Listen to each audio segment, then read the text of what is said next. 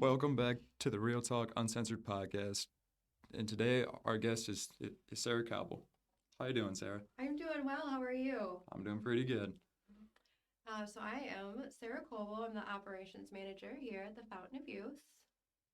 It's pretty exciting. So could you tell us like a little bit about yourself and how you end up coming to the Fountain Youth? Yeah. So I graduated from college later in life. I finished my bachelor's in 2015 and my master's in 2016, both in business. I worked previously in a TPA, which is a third party administrator for health insurance. Um, right about 2020 when COVID hit, I met my now husband, and he was a welder at Mighty M. And I had a massive seizure. And in my husband's previous life, or however you want to, he was an EMT and was unable to finish with his testing, EMT paramedic. He was unable to do that because he struggled with some substance abuse issues.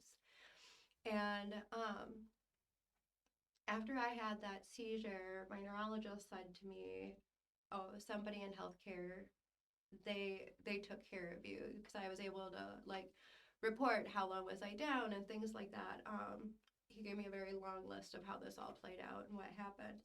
And that really ignited something in him about going back to school and becoming an EMT, just to be able to say he did that.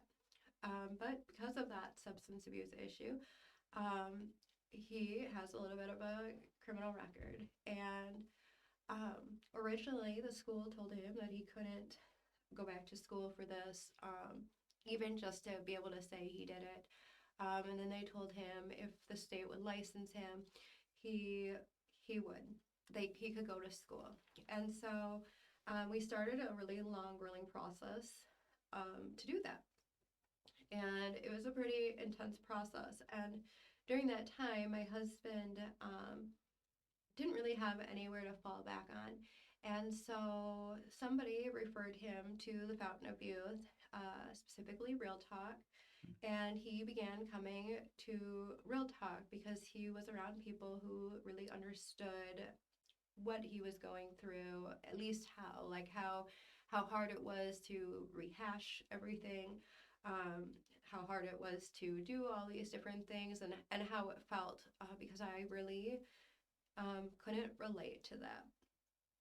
And so he would attend Real Talk pretty regularly, and he was here like 3 to 4 months when the operations manager position was posted. And he shared it with me, and I was like, "Oh, I don't know." And um, about 3 weeks later, I applied for it, and here I am. Huh. So I mean, that's a crazy story, and and you said that you got the position, I think or about like a year ago or 2 years ago. 2 years ago, 2 years yep, I ago. started in January of 2022. Oh wow. So since then, how has Found Youth kind of shaped who you are, and what do you think about Found Youth in general? Um, I love the Fountain of Youth. Um, it's genuinely a program that I wish was everywhere. So many of our participants inspire me every day, encourage me to be better, encourage me to be more understanding. Working here has opened my eyes tremendously um, to people who are struggling um, with mental health or substance abuse or generational poverty. Um, and I never would have ever been able to understand how each generation is experiencing the same thing and living that same story. And so um, it's so cool to see people breaking those cycles here, and I couldn't tell you about it being a better place.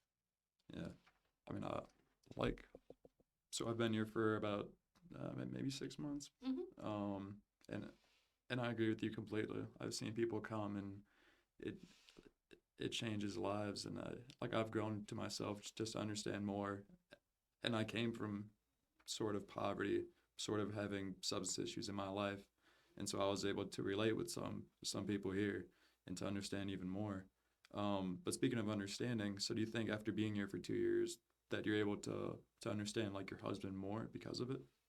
I do. So, in 2021, if you had said to me that if you had a criminal record, that it would be harder to get a job, um, I likely would not have believed you. If you had told me that um, mental health and substance abuse contributed so much to why people are incarcerated. I might have had a little bit of a buy-in there, um, but I genuinely had no idea how much that really impacted people. And I have a substance abuse background. I think that's what makes me so passionate about helping people. Um, but I would not have believed that it has such an impact that it really does. And day in and day out here, I see people struggling and I see people succeeding. And the absolute best thing is watching someone come in with a smile and like a real smile that I don't know I've ever seen. Yeah, I mean, those are some of the best moments here. Mhm. I'd agree. Is when you see people who have really been helped. Um, and I kind of want to ask you a little bit, if there's a spot in your life where like you realized that you need to change and need to change your mindset and kind of like what you did like during that time to help yourself. Yeah, so I struggled with a substance abuse issue. I've been sober, clean and sober, 14 years. And so, Congratulations. thank you. Um, but it came at a super weird time. I had been let down by the system a lot. I had asked for help on a few different occasions, and when I went to the hospital to ask for help one of the last times, um, I did not have health insurance, and the nurse told me that there is a 4% chance success rate of me getting clean from meth, and told me I didn't want to incur the medical bills, and gave me kind of a pamphlet with some organizations or support groups. And I left feeling defeated and like I was undervalued. Like I wasn't worth the energy. And I maintained that feeling for a really long time. And then, as it happens, my life was continuing to spiral. And one night, I was just in like bad headspace and a bad space altogether. And I um, decided I didn't want to do it anymore. I don't know what it was. I had nowhere to go and no preparation. My family was loving me at a distance, which is what I needed. And I picked up and moved away. And I don't know, 700 miles away. And I started over. And it was in that time frame where I began to realize what cycle I was in and what I needed to change. And it was also during that time when I realized how important like my family was to me and how much I genuinely missed being home. And when I decided to move back, my parents came at me with some pretty like strict stipulations because I had to move back in with them. And their thought process was if I really want to be home, I will agree to all of these things. And I did, and I moved home, and about a year later, well, probably 6 months later, I was working. It was Easter Sunday, and my family was all out of town celebrating Easter with family, and I couldn't go because I had to work. I see. And I kind of decided at that point, like, this isn't what I wanted to do. And that next week I went into the University of Dubuque and talked to them, and I failed out of college 2 other times, so I was super nervous, and his name was Dave Hennessy. He was my advisor at the time, and he sat down, he looked at my transcripts, and I had like A's or F's. There was no in between, and he was like, well, it's very clear, if you put your mind to something, you can do it. You just have to want it. Do you want it now? Um, and that was when I was like, I do want this. And yeah, the rest for that is kind of history for me.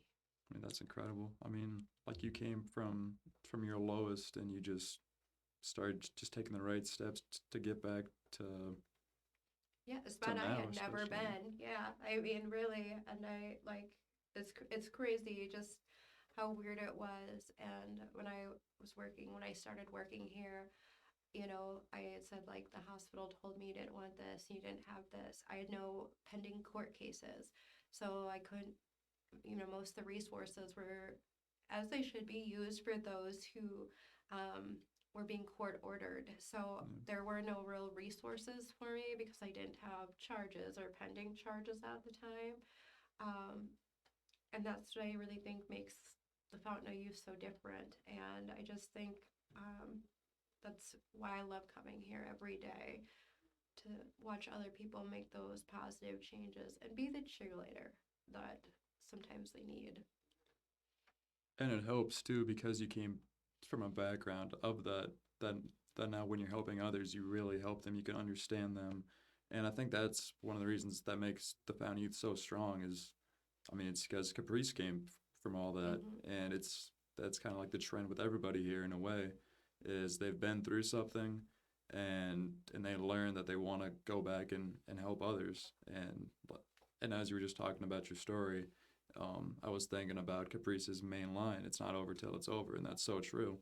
Right. How even at our worst, as long as we just keep going, we can get out of it and become even better than we ever thought we could before. Yeah, I And agree. You, you can.